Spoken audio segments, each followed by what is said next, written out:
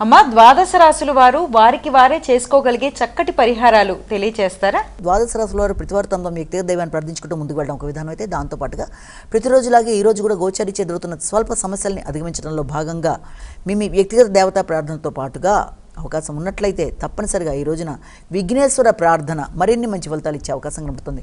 గణపతి నామాలైనా, అష్టోత్తరాలైనా, శ్లోకాలైనా, అష్టకాలైనా, అదేవిధంగా గణపతికి సంబంధించిన దేవాలయ సందర్శనైనా ఏది చేసుకోగలిగితే మీరు అది చేసుకుంటూ ముందుకు వెళ్ళడం.